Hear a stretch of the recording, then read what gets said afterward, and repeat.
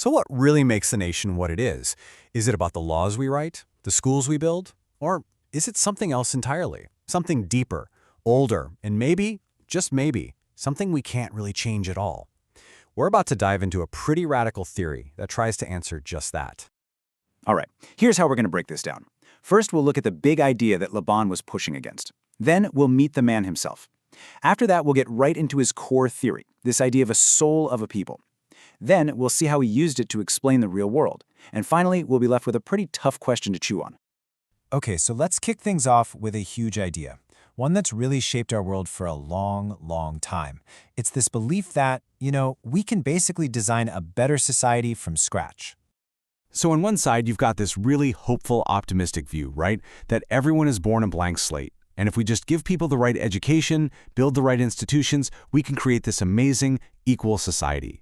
But then, this 19th century thinker comes along and says, whoa, hold on. He argued that this idea wasn't just wrong, it was a dangerous illusion that actually leads to chaos and ruin. So who was this guy, who looked at all the optimism of his era and basically saw a train wreck coming?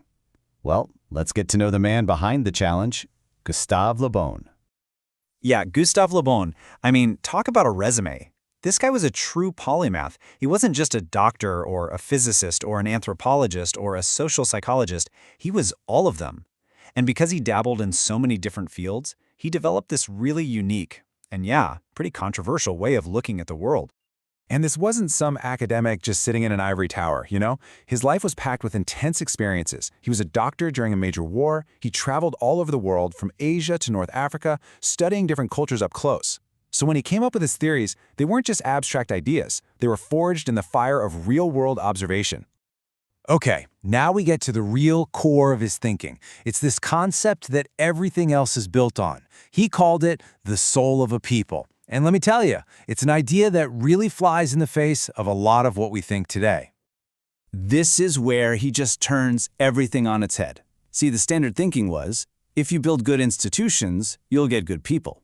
Le Bon said, nope, you've got it backwards. He argued that a people's deep collective character is what creates their institutions. The institutions are just the symptom, the effect, not the cause. And that deep character is what he called the soul of a people. Think of it like a kind of mental DNA for a whole society. It's this fixed set of traits, traditions, and feelings that's been inherited over centuries and centuries. It's what makes one group of people fundamentally different from another, in his view. Now, this is where his idea gets really wild. Look at how he stacks up the influences on us. At the very top, the most powerful force? Our distant ancestors. He believed their influence was so massive that it basically overshadowed everything else, even our own parents, and especially our education and environment. The things we think are so important, to him, they were just a drop in the bucket. Just listen to that. The dead are the only undisputed masters of the living. That's a heavy thought. He's basically saying we're all living under the rule of an invisible empire of our ancestors. All their faults, all their virtues, they're baked into us, pulling our strings in ways we can't even see. Okay, so that's the theory, and it's a lot to take in. It's fascinating, but also pretty unsettling, right? So how did Le Bon try to prove it? Let's look at how he applied this idea to actual history. Okay, so first up, he looks at his home turf, France. He's like, look, we've had all these massive, bloody revolutions to get freedom, but what happens every time? We end up right back with a super powerful, centralized government. Then he points across the channel to Britain and America, the Anglo-Saxons as he called them.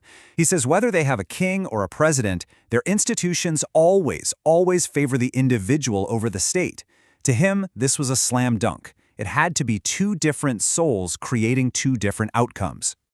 Then he takes on religion. He says, look, we think a new religion comes along and completely transforms a society. But he argued it's the other way around. A society takes a new religion and basically reshapes it to fit its own pre-existing soul.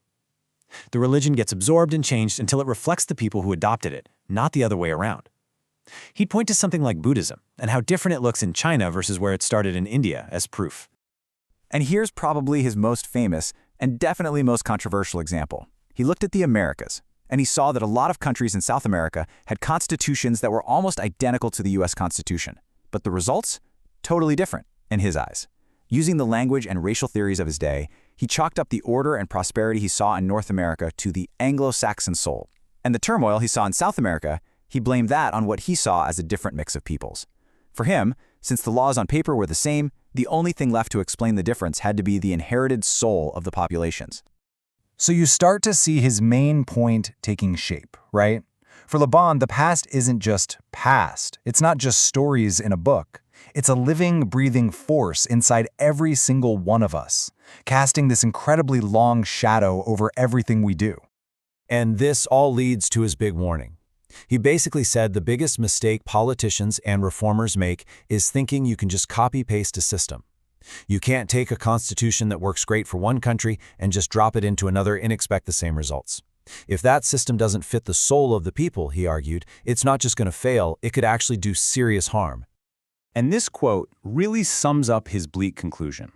All those wonderful dreams of making everyone and every society equal.